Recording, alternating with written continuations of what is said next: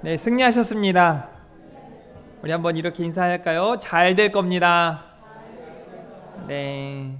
오후 시간에도 이렇게 함께하는 여러분들의 모습이 참 보기 좋고 아름답습니다. 하나님께서 여러분 한 사람 한 사람을 통해 놀랍게 역사하실 줄 믿습니다. 저는 우리 금촌중앙교회가 하나님의 기쁨이 되길 원합니다. 그러기 위해서는 성도님들이 각자의 삶의 자리에서 하나님을 더욱 기뻐하고 하나님을 기쁘시게 하는 한 분 한 분이 되셨으면 좋겠습니다. 제가 작년 여름에 좀 시간이 돼서 메타인지 지도사 자격증을 취득을 했는데요. 메타인지가 뭔가 하는데 제가 이제 메타라고 하는 단어를 원래 알고 있는 단어여서 이제 실제 회개라고 하는 단어가 메타노이아라고 하는 단어를 사용하거든요. 그래서 마음을 돌이키다라고 할 때 쓰는 단어입니다. 그래서 메타인지라는 게 뭘까 봤더니 메타라는 영어와 인지라는 한자를 섞어서 만든 용어인데요. 이 용어가 참 우리에게 있어서 좀 의미가 있겠다 싶어서 제가 여러분들에게 좀 먼저 말씀을 드리고 싶은데, 이 메타인지라는 게 뭐냐면 자기의 생각이나 마음이나 자기 행동들에 대해서 한 걸음 뒤떨어져 가지고 객관적으로 볼 수 있는 능력이에요. 소위 자기 객관화라고 말할 수 있고 어려운 글자로는 자각이라고 말할 수 있습니다. 여러분들에게는 메타인지 능력이 좀 어느 정도 된다고 생각하십니까? 각자가 나는 통제 불능이야 라고 생각하신다면 메타인지 능력이 이제 떨어지는 거고, 나는 참 절제도 잘하고 내 이 마인드 컨트롤 잘해서 내가 조금 육신의 어떤 소욕대로 나아가기보다는 말씀대로 나아가기 위해 애쓰는 사람이야. 그러면 메타인지 능력이 좀 높은 분들이겠죠. 중직자들은, 교회 안에서의 중직자들은 메타인지 능력이 높은 사람들이어야 해요. 중직자임에도 불구하고 메타인지 능력이 떨어져가지고 그냥 내가 생각나는 대로 말하고 내가 마음 먹은 대로 말하고 내가 하고 싶은 대로 행동한다면 여러 가지 문제들을 야기시킬 수 있는 거죠. 그래서 오늘 이 예배하는 이 시간에 메타인지 능력이 여러분에게 좀 많이 올라갔으면 좋겠고, 또 이번 중직자 세미나를 통해서 우리 금촌중앙교회가 한 걸음 더 이렇게 앞장서 나갈 수 있었으면 좋겠습니다. 중직자 세미나라고 하는 거는 이제 교회 안에서 장로라는 직분도 있고 권사라는 직분도 있고, 이제 교회에서 집사라는 직분은 원래는 안수 집사를 의미하는 건데, 이제 안수 집사 직분 안에 안수 집사가 있고 서리 집사가 있어요.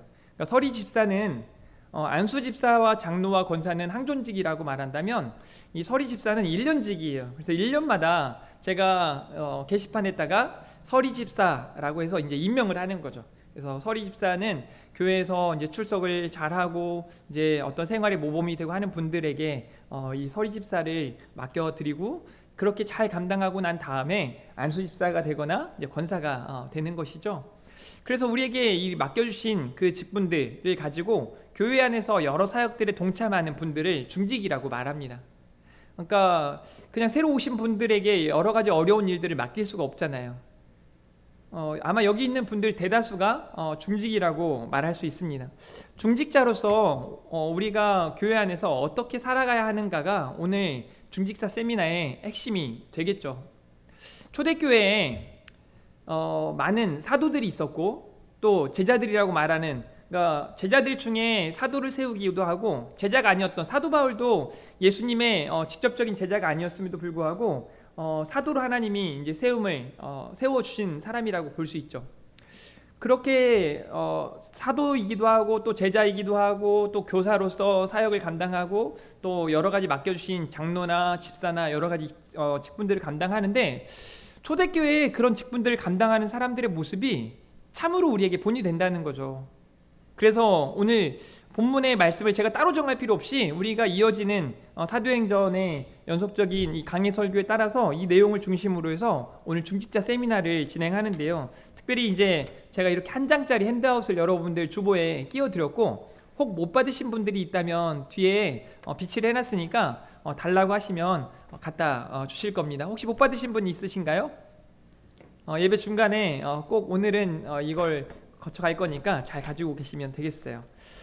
그래서 부흥하는 교회, 쇠퇴하는 교회라는 책인데 이 내용을 잠깐 여러분들과 함께 나누도록 할 겁니다. 오늘은 이제 견고하게 세우시는 하나님이라는 제목으로 중직자 세미나를 진행하는데, 오늘 이제 사도행전 15장에 보니까 조금 특이한 일이 있어요.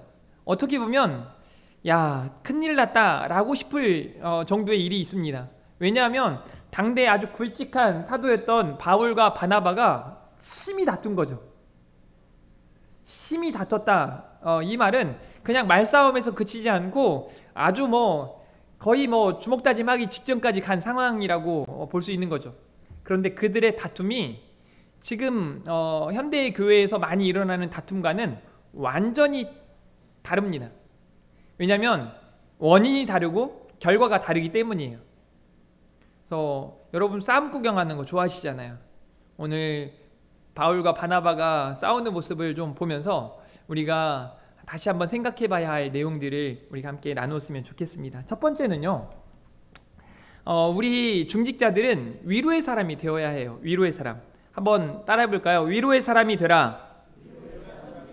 오늘 본문 30절과 34절에 있는 내용들을 좀 보니까 이렇게 기록을 하고 있는데요. 초대교회의 사도들과 교사들의 내용을 말하고 있습니다. 30절에 그들이 작별하고 안디옥에 내려가 무리를 모은 후에 편지를 전하니 읽고 그 위로한 말을 기뻐하더라 라고 말씀하고 있습니다. 이 말씀이요, 그 위로한 말을 기뻐하더라. 그러니까 초대교회에서는 신앙생활하는 것 자체가 버거워요. 그냥 신앙인으로 살아가는 것 자체가 너무 힘들고 어렵습니다. 뿐만 아니라 그냥 그 시대를 살아가는 사람들이 하나님을 믿는 사람들이, 유대 사람들이 그냥 힘들었어요. 여러 압제가 있고 박해가 있고 여러 가지 삶의 어려움들이 많았기 때문입니다. 특별히 신앙인으로 살아간다는 것은 목숨을 걸고 살아가는 것과 마찬가지였습니다. 그런 그들에게 오늘 사도들을 통해서, 교사들을 통해서 온 편지를 보니까 위로의 말이 쓰여 있는 거예요. 그래서 그 위로한 말을 듣고 보면서 기뻐했다는 거죠. 그러니까 이 말인즉슨 그 당시에 교사나 사도들이나 제자들이 많은 위로의 말을 전했다는 증거입니다. 교회는 그렇게 위로의 사람들이 많을수록 부흥하는 교회가 되는 겁니다. 교회는 위로의 공동체이어야 하는 거죠. 교회에서 혹시 여러분에게 묻고 싶어요. 교회에서도 상처받고 싶으신 분 계십니까? 상처받고 싶어 교회 오시는 분은 단 한 분도 없으실 겁니다. 근데 한 번은 이렇게 질문해 볼 필요도 있겠죠. 교회에서 상처받으신 일이 있으십니까? 라고 질문했을 때, 손 들지 마세요. 질문했을 때 한 번쯤은 상처를 받아본 기억이 있을 겁니다. 목사인 저도 상처를 받는데요. 어떻게 상처를 안 받는 분들이 있겠어요? 이런 모습이 교회의 올바른 모습이 아니라는 거예요. 교회 안에서는 오히려 서로가 위로가 되고 교회 안에서 하나님이 주시는 이 말씀으로 서로를 격려하고 세워가는 그런 공동체이어야 한다는 거죠. 32절에 보니까 이렇게 말합니다. 유다와 실라도 선지자라 여러 말로 형제를 권면하여 굳게 하고, 많은 이 교사와 선지자와 사도들이 사람들을 권면하고 굳게 세워가는 거예요. 그러니까 위로의 말들을 전했다는 거죠. 저는 우리 교회 안에 많은 중직자들이, 온 교인들이 이런 분들이었으면 좋겠어요. 서로 권면해주고 위로해주고 사람을 세워가는, 그래서 덕을 끼치는 그런 사랑하는 성도들이기를 주님의 이름으로 축복합니다. 33절에 보니까 얼마 있다가 평안히 가라는 전송을 형제들에게 받고 자기를 보냈던 사람들에게로 돌아갔다라고 말하면서 그 안에 평안이 있음을 알 수 있는 거죠. 그러니까 초대교회의 모습들을 보니까 그 안에 있는 중직자들부터 서로 위로하고 권면하고 격려하면서 평안이 있는 교회가 되는 거죠. 저는 우리 교회가 위로의 사람들로 가득 차서 평안이 넘치는 교회가 되기를 간절히 바랍니다. 그래서 교회는 이렇게 사랑받고 존경받는 어른들이 필요합니다. 여러분, 어른이라고 하는 단어가 원래 우리가 생각하기는 나보다 나이가 많은 사람, 또 지위가 높은 사람, 이렇게 생각할 때가 많은데, 그거는 부차적인 의미고, 실제 어른이라는 의미는요 20살 이상이 되고 난 다음에 그 위의 사람들을 어른이라고 말해요. 어른, 아이라고 표현할 때 이제 그렇게 사용하는 거죠. 그러니까 여기 있는 모두가 어른이에요. 그런데 어른다운 어른이라고 말할 수 있을까? 그러면 어른다운 어른은 무엇인가?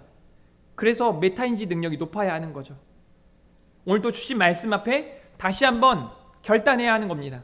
사랑받고 존중받는 어른이 되시기를 주님의 이름으로 축복합니다. 아멘 소리가 너무 작네요. 싫으십니까? 여러분이 예수님을 닮은 어른이 되어주시기를 바랍니다. 중직자는 특별히 그래야 돼요. 존경받고 사랑받는. 그래서 그 말 한마디가 가벼워서는 안 되고, 그 말 한마디가 누군가에게 정말 칼처럼 예리하게 찌르거나 아프게 해서는 안 되고, 여러분 말 한마디 한마디가 소금으로 맛을 냄과 같이 덕을 끼치고 사람을 위로하고 격려하고 세우는 그런 언어가 되어야 할 줄 믿습니다. 두 번째로는요, 말씀 중심의 교회와 성도이어야 하는 겁니다. 말씀 중심의 교회와 성도. 오늘 본문 35절부터 36절에 그런 내용들이 기록이 되어져 있는데요, 하나님의 말씀, 그 말씀을 붙들고 있는 사도들과 교사들의 행동, 또 그 말씀 앞에 초대교회 성도들이 어떻게 반응했는가를 우리가 볼 수 있는데, 우리도 마찬가지예요. 이 하나님의 말씀에 대해서 얼마나 우리가 가치를 두고 있는가. 오늘 또 오전에 순종과 불순종에 대한 메시지가 전해졌지 않습니까? 근데 그 순종이 무엇에 대한 순종입니까? 목사 말에 순종하는 게 아니에요. 하나님의 말씀에 순종하는 거예요. 하나님께서 성경을 통해 여러분에게 깨닫게 하시는 그 말씀에 순종하는 거고, 또 하나님께서 설교자를 통해 선포되어지는 그 하나님의 말씀에 우리가 믿음으로 순종하는 거죠. 그래서 그 말씀에 대해서 내가 얼마나 가치를 두고 있는가, 중요하게 생각하는가, 그리고 그 말씀에 대한 태도가 내가 불순종의 모습으로 가는가, 순종의 모습으로 가는가를 되돌아볼 필요가 있는 거죠.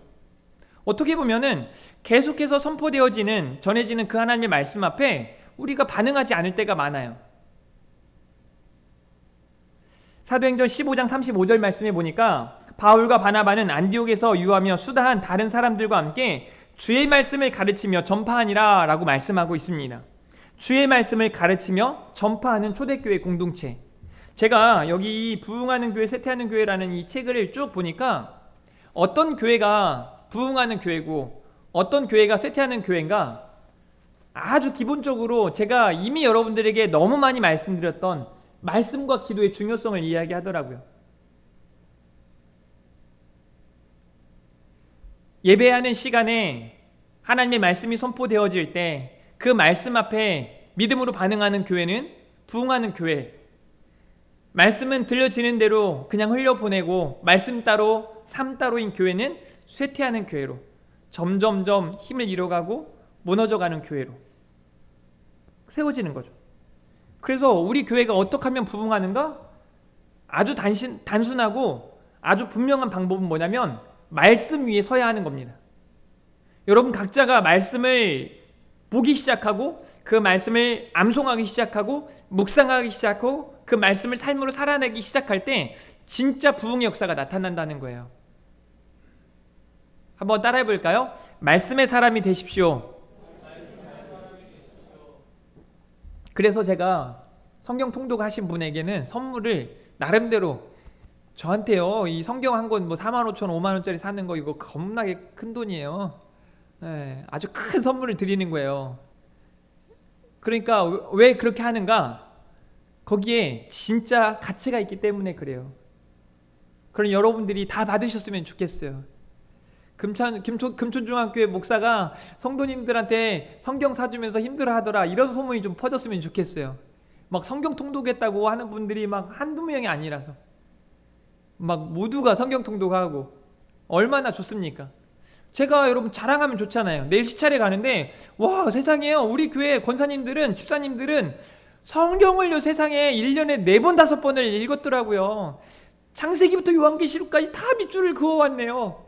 대단한 것 같아요. 그럼 목사님들이 어떤 생각을 할까요? 부끄럽죠. 나도 다 하지 못한 거를, 야 금촌중앙교회 성도님들은 어떻게 그렇게 하는지 모르겠다, 막 부러워하게, 그런 걸 부러워해야 되는 거 아니겠습니까? 저는 우리 교회가 그랬으면 좋겠어요. 여러분 사도들이 자신의 생각이나 뭐 자신의 인기를 얻기 위한 무언가를 그들에게 가르치고 전하는 것이 아니라 주의 말씀을 그들 가운데 선포하고 그들에게 가르치고 있는 거죠. 자, 15장 36절에 얼마나 열심히 가르쳤는가를 이야기하는데, 며칠 후에 바울이 바나바더러 말하되 우리가 주의 말씀을 전한 각 성으로, 그러니까 다시 말해서 1차 전도했을 때 그 여정을 따라서 그 사람들이 말씀대로 잘 살고 있는지 점검하자는 거예요. 각 성으로 다시 가서 형제들이 어떠한가 방문하자라고 말하는 겁니다. 우리말 성경의 이 부분을 보니까 이렇게 돼 있어요. 우리가 주의 말씀을 전했던 도시마다 모두 다시 방문해 그들이 어떻게 지내고 있는지 알아봅시다. 이 말이 뭐예요? 그들이 어떻게 말씀을 보고 그 말씀을 묵상하고 말씀대로 살고 있는지 우리가 보고 옵시다, 이런 얘기예요. 제가 올 연말이 되면 여러분에게 좀 묻고 싶어요.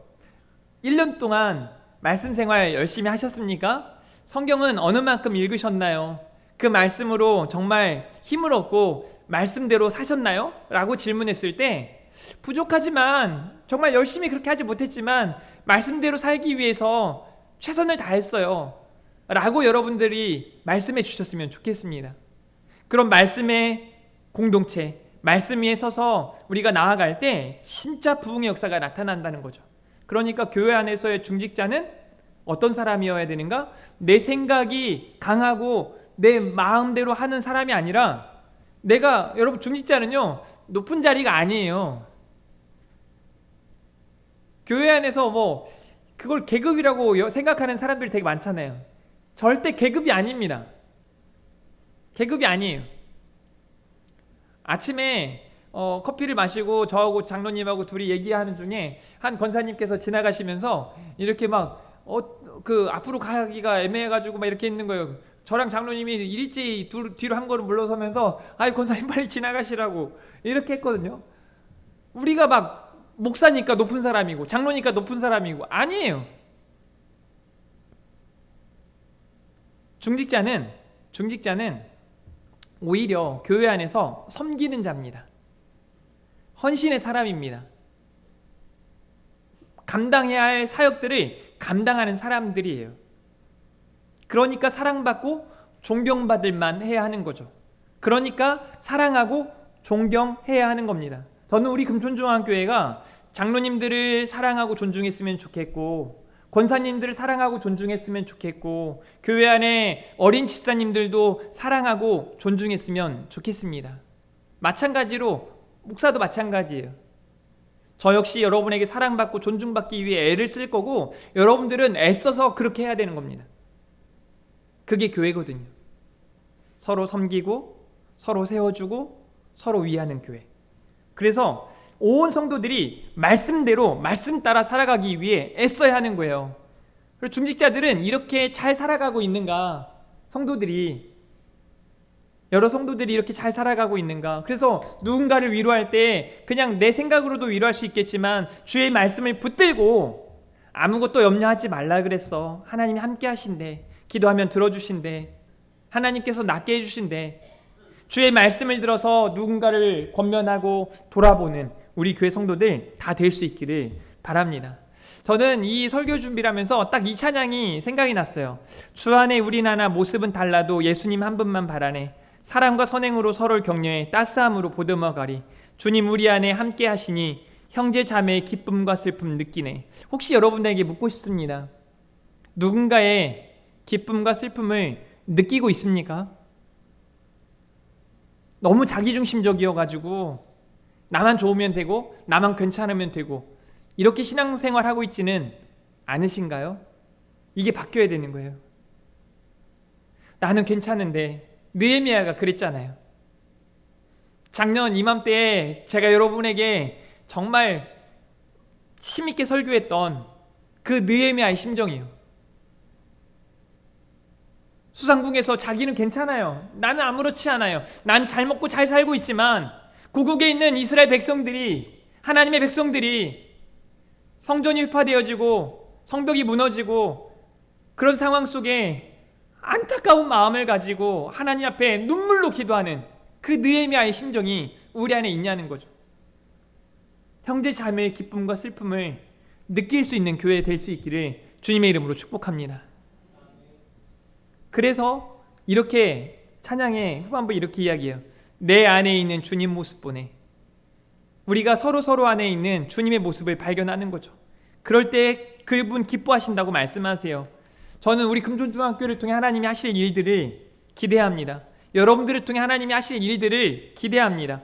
하나님께서 여러분들을 통해 놀랍게 역사하실 줄 믿습니다. 그러기 위해서 말씀 위에 든든히 서서 사랑과 선행으로 서로를 격려하고 돌아보는 그런 교회가 되기를 주님의 이름으로 축복합니다. 자, 그런 의미에서 제가 여러분들과 이제 세 번째 이 단락을 설교하면서 이 책자를 좀 나누었으면 좋겠는데요. 세 번째로는요, 주의 은혜로 든든히 서가는 교회가 되어야 해요. 한마디로 부흥하는 교회가 되어야 합니다. 그래서 여러분 가지고 계신 핸드아웃을 좀 보자면 여기에 서문에 이 목사님이 이런 이야기를 하더라고요. 우리 교회도 충분히 성장하고 성숙하고 부흥할 수 있다라고 말합니다. 제가 우리 제자반에서 그 연구된 결과를 설명하면서 4단계로 이제 이야기를 해요. 하나는 건강한 교회가 있어요. 건강한 교회. 이 건강한 교회를 이제 우리나라 말고 미국 교회를 토대로 이제 조사한 리서치한 결과 조사인데 건강한 교회가 10%래요. 그리고 아예 무너진 교회. 그래서 이렇게 표현합니다. 죽은 교회라고 표현해요. 죽은 교회가 10%. 그런데 죽어가는 교회라는 의미로 해서 증상이 있거나 아니면 그 증상이 심각한, 우리는 중상이라고 말해요. 중상. 이 심각한 교회들을 퍼센티지를 나눴더니 40이에요. 결국 10%의 건강한 교회를 제외한 나머지 90%가 아픈 교회라는 얘기예요. 아픈 교회, 더 아픈 교회, 죽어가는 교회라고 이야기해요. 그래서 살아있는 교회를 해부하다, 죽어있는 교회를 부검하다라는 책을 써서 했는데 그 책을 보니까 이미 우리가 알고 있는 대로 이렇게 하면 교회가 안 될 거야. 그런 모습으로 나아가는 교회가 진짜 다 문을 닫더라고요. 이렇게 하면 돼. 이미 알고 있는, 여러분이 다 알고 있는 그런 교회들이 진짜 부흥을 하는 거죠. 근데 실제적으로 이 책이 한 10년 전에 쓰여졌기 때문에 실제적으로 보면 이 퍼센테이지가 조금 더 차이가 나요. 우리나라로 왔을 때 성장하는 교회가 몇 프로인가? 여러분 몇 프로 정도 될 것 같아요? 우리 대한민국이 현 주소에서 성장하는 교회 10% 될 것 같습니까? 죄송합니다만 10%가 안 됩니다. 1%입니다. 그 말은 무슨 말이에요? 정체되어 있거나 쇠퇴하는 교회가 99%라는 얘기입니다.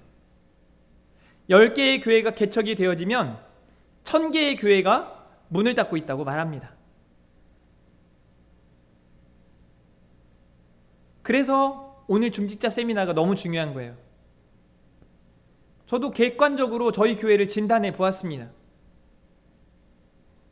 저희 교회는 딱 봤을 때 지금의 우리 교회는 건강한 교회와 이 아픈 증상이 있는 그 교회, 그 사이 중간인 것 같아요. 그럼 어떻게 하면 돼요? 건강한 교회로 나아가기 위해서 건강하지 못한 모습들을 빨리 걷어내면 되는 거예요. 벗어버리면 되는 거예요. 그래서 쇠퇴하는 교회와 부흥하는 교회, 이 규장에서 나온 책을 좀 보자면 이런 거죠. 여러분에게 먼저 시작은 이겁니다. 우리 교회도 분명 하나님의 은혜 가운데 성장하고 성숙하고 부흥할 수 있다는 그런 확신의 믿음이 필요한 거죠. 여러분에게 그런 믿음이 있으십니까? 실제적으로 우리 교회는 그렇게 세워져 가고 있습니다. 여러분, 우리 교회가 그냥 뭐 아무런 규모 없이 막 가는 교회가 아니에요. 매주 여러분은 그냥 앉아 계시지만 출석 체크가 됩니다. 누가 나오는지 누가 안 나오는지, 오전 예배에 왔는지 안 왔는지. 그리고 뭐 아직 많지 않아서 제가 그래도 숫자 100까지는 잘 세거든요. 100명 미만의 교회들은 머릿속에 다 있어요. 누가 안 왔는지 제가 안 오면 바로 전화해요. 저희 집사람은 100까지 잘 못 세는 것 같아요. 50까지 세는 것 같아 보니까. 세서 50명이 넘어가면 지난주에 보니까 나오셨는데 안 나오신 줄 알고 이번 주에 안 오셨어요. 제가 옆에서 오셨는데? 그러면 이제 오신 거죠. 왜냐면 저는 앞에서 보고 뒤에서 보니까 모를 수 있죠. 다 알거든요. 근데 우리 교회 보니까 객관적으로 봤을 때 지금요 너무 잘하고 계세요. 칭찬을 너무 오랜만에 받습니까? 우리 옆에 있는 분에게 이렇게 한번 인사할까요? 잘하고 있습니다. 네, 억양이 잘 돼야 돼요. 잘하고 있네 이거 아니에요? 여러분 진짜 잘하고 계세요. 애쓰고 있잖아요. 그렇게 부흥하는 교회의 모습을 우리 교회가 지금 보여지고 있다는 거죠. 그래서 부흥하는 교회와 쇠퇴하는 교회는 무엇이 다른가 이야기했더니 이제 교회 규모나 또 연령 분포도를 조사해서 이야기를 하는데 여기에 그 지표를 보여주는데요. 그 지표를 보면서 자각이 되는 거예요. 아, 현재의 교회가 어떤 상황이구나. 심지어 10대는 몇 명, 20대는 몇 명, 30대는 몇 명 이런 조사표가 다 있어요. 와, 그래서 너무 잘 만들었다 이 책. 제가 들고 다녀요. 어제 저녁에도 막 12시 반까지 그 책 보다가 잤거든요. 너무 좋은 거예요. 그 책의 내용들이. 그래서 그 책의 내용의 핵심 뭐냐면 그러니까 이 쇠퇴하는 교회의 모습이 실제적으로 이렇게 나타났으니까 이러지 말자는 거예요. 부흥하는 교회들이 이렇게 하고 있으니까 우리 이렇게 애써 보자는 거예요. 예전에 이 부흥하는 교회, 쇠퇴하는 교회는 8월 달에 나왔고 이 전에 있던 책이 나왔을 때 아까 말한 그 살아있는 교회를 해부하다, 죽어있는 교회를 부검하다 이 책이 나왔을 때 많은 교회들이 뭐 우리 교회는 50명, 100명 미만의 교회가 훨씬 많거든요. 우리나라에 100명 미만의 교회가 그 위에 있는 교회보다 몇 배 많아요. 근데 그 교회들에 해당하는 내용들이 아니라 다 뭐 100명 이상의 교회 혹은 뭐 큰 교회들에 대한 이야기들로 중심이 돼 있으니까 별 볼 일 없는 거죠. 근데 이 부흥하는 교회, 쇠퇴하는 교회는요 30명 미만의 교회도 50명의 교회도 100명의 교회도 다 조사를 하고 실제적으로 돈을 줘가면서 쇠퇴하는 교회 목사님들 160분, 부흥하는 교회 목사님들 160분을 선정해가지고 그분들에게 찾아가서 지금 5년 동안 이렇게 부흥하고 앞으로도 부흥할 것 같은 교회 목사님 160분을 만나서 사례를 주고 인터뷰를 하는 거죠. 또 전 좀 이 부분에서 가슴이 아팠어요. 쇠퇴하는 교회 목사님들 160분을 모셔가지고 이미 문 닫은 교회 목사님들까지 모셔가지고 5년간 교회가 쇠퇴하고 이후로도 소망이 없어 보인다고 생각하는 그런 목사님들 160분에게 인터뷰를 하는 거예요. 그래서 내용들을 쭉 적어놨는데 기가 막힙니다. 너무나 분명해요. 그리고 제가 볼 때 너무나 정확한 것 같습니다. 그래서 이 내용들을 우리가 나눠볼 필요가 있는 거예요. 자, 일부 부흥하는 교회에 어떤 문화가 있냐? 크게 네 가지가 있는데요. 부흥하는 교회에는 사역 참여 문화가 있다는 거예요. 이 말이 뭐예요? 봉사자가 많다는 겁니다. 교회 안에서 여러 사람들이 헌신한다는 거예요. 제가 교회 안에서 가끔 울컥하고 감동이 될 때가 있는데 그때가 언제냐면 예배 끝나고 이렇게 쭉 뒤에 갔는데 갑자기 우리 권사님들부터 시작해서 대부분의 분들이 막 노란 그 뭐 행주 같은 거 막 들고 걸레 같은 거 들고 막 청소하고 강대상 닦고 막 이렇게 청소하는 모습을 볼 때 또 그 주방에서 막 설거지하는데 막 집에서는 설거지할 때 이렇게 하잖아요. 깨끗하게 좀 먹지 이거 이렇게 막 해서 막 집에서 설거지 이렇게 하는데 교회에서는요 막 그냥 니나노예요. 너무 좋은 거예요. 막 주기만 하면 내가 다 닦아주겠다고 막 이렇게 너무 기쁜 마음으로 이렇게 헌신하는 모습을 보니까 막 감동이 되는 거예요. 그렇게 안 하고 있나요? 혹시 막 나는 그렇게 안 하고 에이 너무 많네 이거 빨리 해야지 막 이렇게 힘들게 하고 계시는 분 계십니까? 빨리 바꾸세요 마음을. 그래서 여러분이 그런 사역 참여를 하는 모습들을 볼 때 막 감동이 되는 거예요. 그런 교회가 부흥한다는 거예요. 봉사자의 수가 증가하고 사역 프로그램이 확대되어지고 사역 참여도가 높다는 거예요. 또 여러분들이 그 사역 안에서 막 애를 쓰는 거죠. 그래서 사역을 나누고 하는 이런 사역 참여 문화가 부흥하는 교회에 있다는 거예요. 우리 교회에 있더라고요. 여러분이 그렇게 하고 계시더라고요. 두 번째로 부흥하는 교회는 따라해 봅시다. 미래지향적이다. 우리가 과거의 영광에 너무 이렇게 매료돼 있어서는 안 돼요. 막 과거에 우리는 이랬는데 그거 어쩌다고요? 지금 그게 어쩌다고요? 더 힘들지 않아요? 과거에 대단했는데 지금이 이 모양이다. 이건 너무 마음 아픈 거 아닙니까? 이게 아니라 미래지향적으로 우리가 나아가는 거죠. 그래서 이제 여기서는 30, 40 세대의 수의 증가를 이야기하는데 저는 지금 시대는 30, 50 세대라고 이야기하고 싶어요. 그래서 뭐 이 정확한 내용들을 다 말씀을 드리는 건 아니고 우리 교회 안에서 젊은 사람들이 교회에서 막 더 뭔가를 하고 싶은 마음들이 들어야 돼요. 근데 여러분 아시겠지만 우리 교회에 등록하시는 분들, 방문하시는 분들이 이런 분들이 다 오세요. 깜짝깜짝 놀랄 만큼. 오늘 또 60, 70대 어르신이 한 분 오시고, 그리고 30대의 청년이 또 한 분 오셔가지고 방문하셨고, 우리 지난주도 보니까 나이 제가 한번 틀렸잖아요. 우리나라 나이로 33살 네 청년이 등록을 하고, 애기 엄마가 둘이 또 등록을 하고, 1살짜리 아이도 등록하고, 2살짜리 아이도 등록하고, 7살짜리 아이도 등록을 하고. 여러분, 제가 올라오기 직전에 우리 다음 세대에 예배에 오늘 제일 많이 왔대요. 이 뭐 새로운 친구가 많이 와서가 아니고 매번 다 돌아가면서 빠지거든요. 여러분, 2시에 예배 드리는데 애들이 왜 빠지는지 아세요? 늦잠을 자서 빠진대요. 오후 2시에 늦잠 자가지고. 그래서 전화해보면은 자고 있는 거예요, 아직도. 그러니까 오늘 자가지고 오늘 일어나려니까 얼마나 힘들겠어요. 한 5시 6시 자가지고 일어나려니까. 근데 오늘 세상에 기적처럼 한 명도 빠짐없이 다 와 있는 거예요.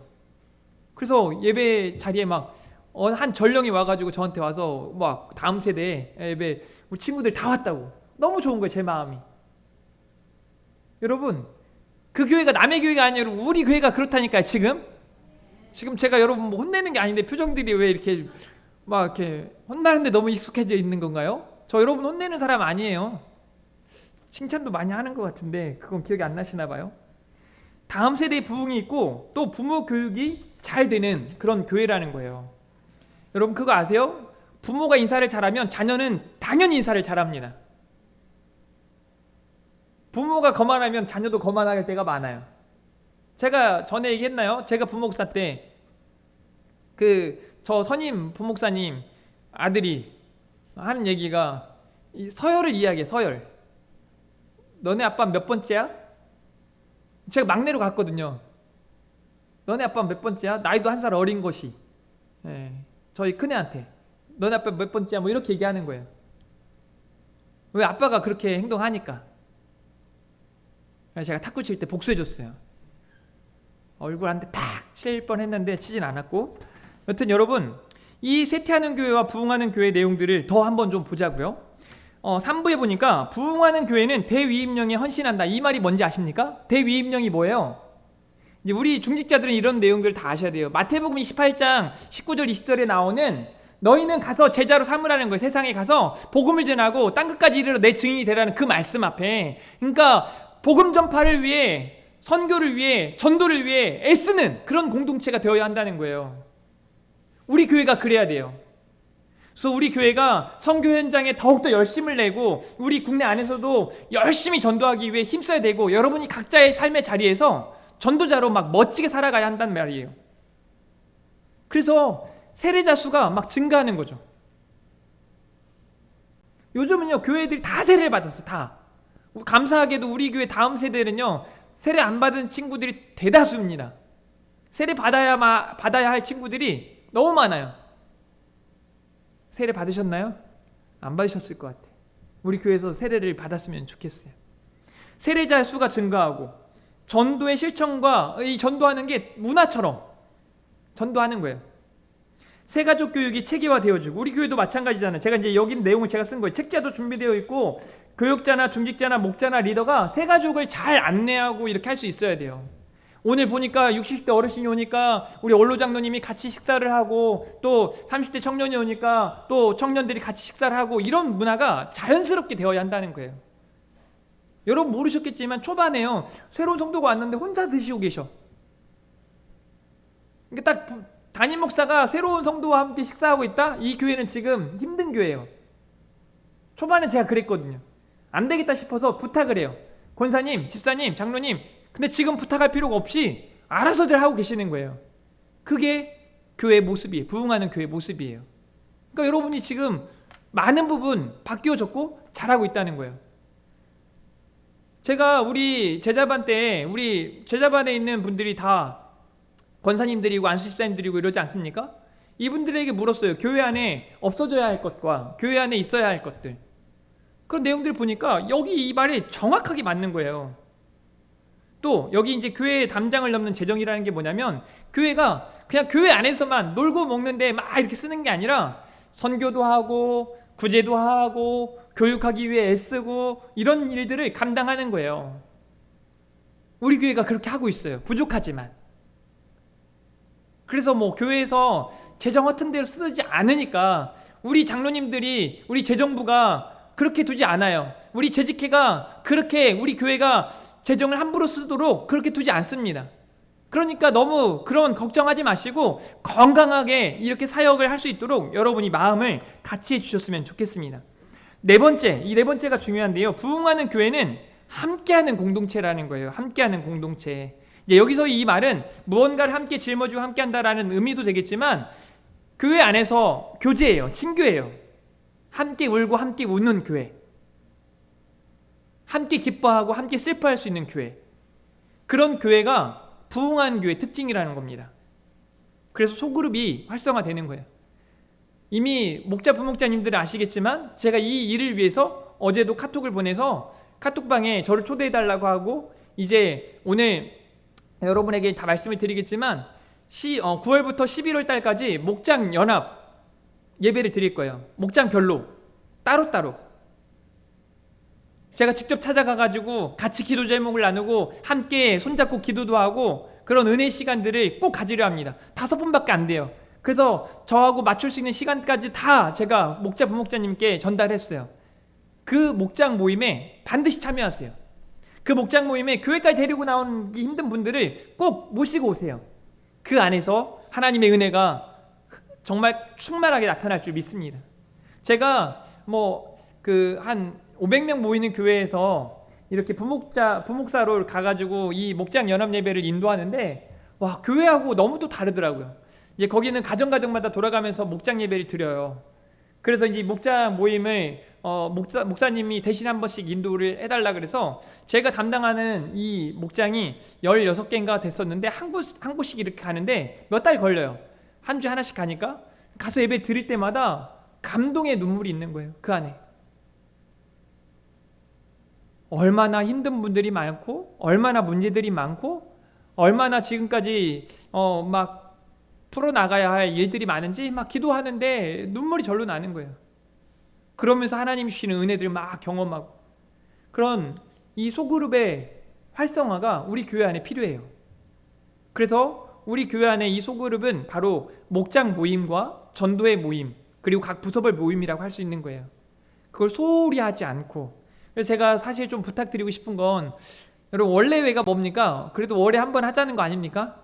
원래회를 2달에 한 번 하자, 좀 지나면 3달에 한 번 하자, 4달에 한 번 하자, 아니면 시간 날 때 한 번 하자, 이렇게 하면 안 돼요.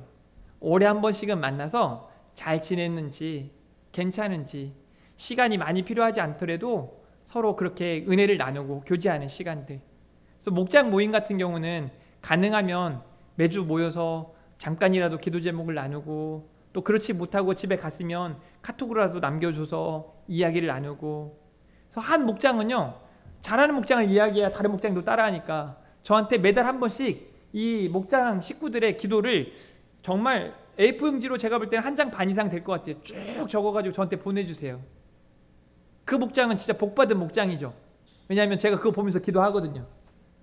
구체적이거든요. 아주. 안 보내준 목장은 모르겠어요. 기도 제목을 제가. 그럼 나머지 4개의 목장이 누가 했어 도대체? 우리는 안 했는데 꼭 혼자 해가지고 지만 잘났지? 이렇게 해가지고 남들 못하게 하는 게 아니라 어떻게 해야 돼요? 안 하는 목장들이 해야죠. 열심히 해야죠. 그렇게 하라고 지금 말씀드리는 거예요. 그리고 또 한 가지 중요한 게 있는데 교인들이 어떤 교회 안에서 변화가 되어질 때 이걸 받아들이는 거. 지금도 우리 밑에 보면은 막 당회실이 우리 청년부와 함께 쓰는 그런 실로 바뀌고 이전에 사용하지 않았던 창고처럼 되어 있었던 교육자실이 지금 또다시 북카페처럼 바뀌어 있단 말이에요. 못 보신 분들 꼭 보세요. 성도님들의 헌신과 수고로 바뀌어져 가고 있단 말이에요. 바뀔 때 이건 또 뭐 던다고 이렇게 해놨대? 이게 아니라 야, 교회가 아름다워지는구나. 왜 이런 공간이 생길까? 이 공간을 통해서 어떤 일이 일어날까를 기대하면서 서로 격려하고 그 안에서 교제하고 하는 일들이 있었으면 좋겠다는 겁니다. 이런 거잖아요. 우리 교회에서 좀 중요하게 긴하게 할 말이 있는데 장소가 없어요. 이 당일실 들어가자니 이거 혼날 것 같고, 어디 여기 교육자실이라고 돼 있고 여기 또 창고고 하니까 나 좀 따라와봐. 화장실로 데려가가지고 막 뭔가 혼낼 것처럼 화장실 가가지고 뭐 얘기하면 되겠냐고요. 지금은 바뀌었잖아요. 그냥 우리는 주방도 좋아요. 지금은 식당도 좋아요. 식당도 그냥 너무 잘 돼 있어가지고 그 안에서 교제하고 나누고 이야기하고, 그런 변화에 대한 수용이 필요한 거예요. 받아들이는 거예요. 왜 이렇게 했어가 아니라 이렇게 하니까 이런 점도 좋구나. 그래서 그 발걸음을 같이 해 나가는 거죠. 저는 사실 노래방 가는 거를 별로 안 좋아하거든요. 이유는 제가 노래를 잘 못하기도 하고 부를 만한 노래가 없어요. 가서. 근데 막 신나가지고 아빠 노래방 가자 막 이렇게 막 가자고 하는데, 제가 야 싫어 귀찮아 뭐 그런 데 가냐 난 안 갈 거야 막 가가지고 막 하면 분위기 다 깨는 거죠, 아빠가. 그래가지고 가끔 따라가요. 물론 따라가서 제가 뭐 할 노래도 별로 없고 그래서 막 가서 이렇게 불러줘 보기도 하고 하지만 분위기를 맞춰주는 거예요. 우리에게 그게 필요해요. 예배할 때 막 손들고 찬양하고, 제가 보면 앞에서 보잖아요. 여러분들이 예배에 감격하고 있음을 제가 봐요. 아마 제가 볼 때 우리 교회 안에서 은혜를 많이 받을 수 있는 분 중에 한 분이 누구냐면 성민 선생님이에요. 찬양 인도자. 아마 찬양 인도하면서 제가 성향상 보니까 우리 중고등부 찬양 인도할 때 막 애들이 찬양 막 예루살렘 막 찬양하니까 좋아가지고 막 얼굴이 막 천사처럼 화나더라고요. 아마 우리 교회에서 지금 찬양할 때 빠른 곡 찬양을 하고 난 다음에 막 박수 소리가 나오고 막 손 들고 찬양하고 어떤 분은 눈물 흘리고 이러면서 찬양을 인도하는 인도자가 막 감격이 되는 거죠. 제가 볼 때 그럴 거라고 생각해요. 아님 말고 그럴 거라고 생각해요. 그렇게 우리 교회 모든 성도님들이 변화를 받아들이기에 애써 주셨으면 좋겠습니다. 그게 중직자들이 해야 될 중요한 일이에요. 그리고 마지막 한 가지만 이야기하고 마치도록 할 텐데요. 개혁 의지가 필요합니다. 바꾸려고 하는 거. 안 된다고 하지 마세요. 내 성격 나도 못 바꿔 이런 분들이 있더라니까요. 제가 메타인지 이야기를 그냥 한 게 아니에요. 자기 객관화가 좀 될 필요가 있어요. 우리 교회는 지금 제가 담임 목사가 객관적으로 평가했을 때 메타인지 자격, 지도사 자격 1급이 제가 평가했을 때 저희 교회는 건강한 교회와 지금 아픈 모습들이 보이는 교회 사이예요. 그러면 여전히 버려야 할 일들이 많다는 거예요. 같은 일을 보고 다르게 말하는 사람들, 그냥 어떤 분은요 그냥 막 뼈를 때리듯이 아프게 말하는 사람들이 있어요. 어떻게 저렇게 생각하고 창의적이더라고. 창의적으로 속상하게 말하는 분들이 있는가 하면 그냥 어떤 분들은 그냥 말 한마디가 그래서 그 사람하고 같이 있고 싶고 같이 있으면 좋고 그런 교회가 되어야 하는 겁니다. 그래서 중요한 건 자각과 인식이 필요해요. 대응 방안을 목사와 장로와 교회 중직들이 잘 세워가면서 교회 분위기가 이제 활력이 넘칠 수 있도록 우리가 만들어 가야 하는 거죠. 제가 세태하는 교회는요, 그냥 읽어만 드릴게요. 잘 보세요. 세태하는 교회 책임 전가. 목사님 때문에 그렇죠. 장로님 때문에 그랬어요. 성도들이요 안 움직여요. 교회 내 갈등과 대립, 사사건건 갈등과 대립이 있죠. 목회자의 영적 침체, 목회자가 기도를 하는지 말씀을 보는지 도대체 모르겠는 거예요. 기도와 영성이 약화됐다. 이 책에 아주 굵직하게 흐르고 있는 내용이 뭐냐면 말씀과 기도거든요. 기도하는 교회가 부흥한다는 걸 아주 강하게 이야기해요. 그 다음에 소통과 교제의 단절, 이게 사실 우리 교회에서 가장 필요한 겁니다. 목장 모임이 활성화되지 않으면 사실 어려워요. 전도회나 각 기관의 모습들이 활성화되지 않으면 어렵습니다. 그러니까 각자 맡은 자리에서 조금만 더, 한 걸음만 더 애써주시고 힘써주시기를 바랍니다. 줄어드는 봉사, 여러분이 저한테 많이 하는 얘기가 뭔지 아세요? 제가 전에는요 이것도 하고 저것도 하고 기도도 하고 이랬어요. 지금은요, 지금은 안 해요. 지금은 귀찮아요. 지금은 제가 늙었어요. 다 하던 걸요. 뭐 나이 드셔도 다 할 수 있잖아요. 그 다음에 비전의 부재. 그러니까 목회자도 와가지고 할 말이 없는 거예요. 그냥 현상 유지하는데. 쇠퇴하는 교회 목사님들이 하는 얘기가 그거예요. 할 말이 없대요. 할 게 없대요. 설교 준비도 안 해요. 심지어 주일날 쉬자고도 해요. 같이 등산 가자고 성도들한테. 여러분, 제가 갑자기 주일날 오늘 설교 준비 안 됐으니까 다 같이 등산이나 갑시다 하면은 어떻게 할 거예요? 큰일 난 거 아닙니까? 그런 교회들이 세상에 우리나라에 있습니다. 아, 좋아요 목사님. 등산을 가버려요. 잃어버린 허리 세대. 그러니까 제가 전에도 얘기했듯이 10년, 20년 후에 우리 교회는 어떠할까? 저는 10년 후에도 20년 후에도 살아있을 건데요. 그럼 너무 감사한 일이고, 그때 우리 교회 모습, 그런 미래를 생각하면서 우리 교회가 나아가야 하는 겁니다. 제가 이 내용들을 여러분에게 다 방금 말씀을 드렸기 때문에 이제 여러분 마무리하고 마치도록 할 텐데요. 자, 보세요. 이제 한 가지 중요한 내용을 이야기하고 마칩니다.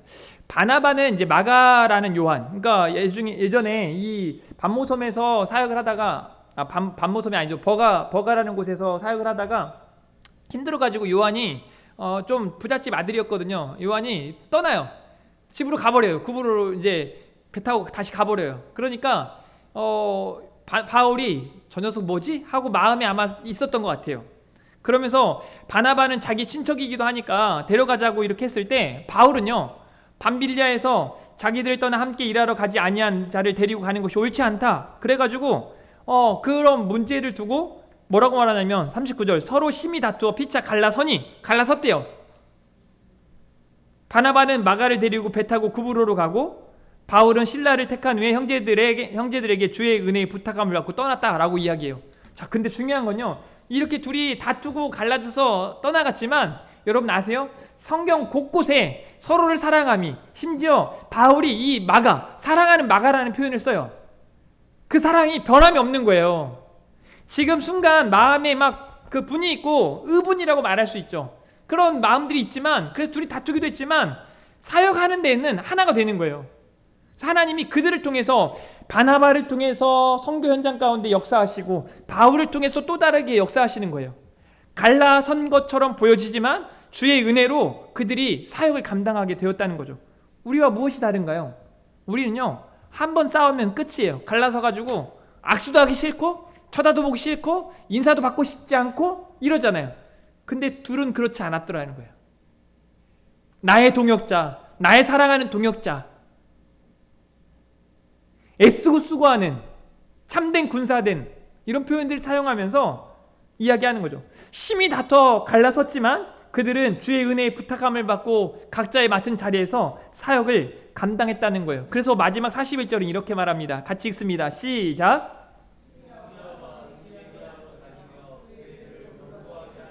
아멘.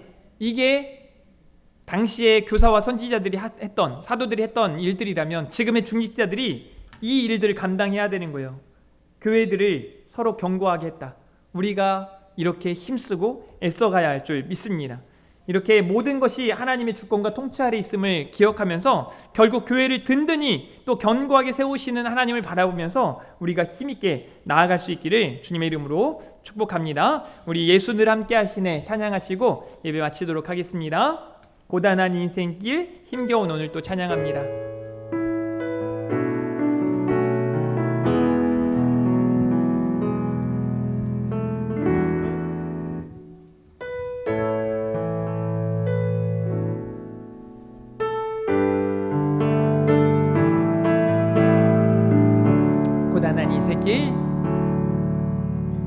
고단한 인생길 힘겨운 오늘도 예수 내 마음 아시네. 지나간 아픔도 마주할 세상도 예수 내 마음 아시네. 고단한 인생길, 고단한 인생길 힘겨운 오늘도 예수 내 마음 아시네. 지나간 아픔도 마주할 마주할 세상도 예수 내 마음 아시네. 믿음의 눈 들어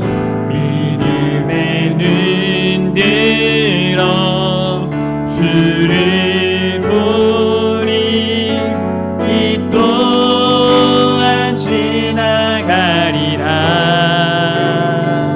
주어진 내 삶의 시간 속에 주의 뜻 알게 하소서. 믿음의 눈으로 믿음의 눈 들어 주를 보리.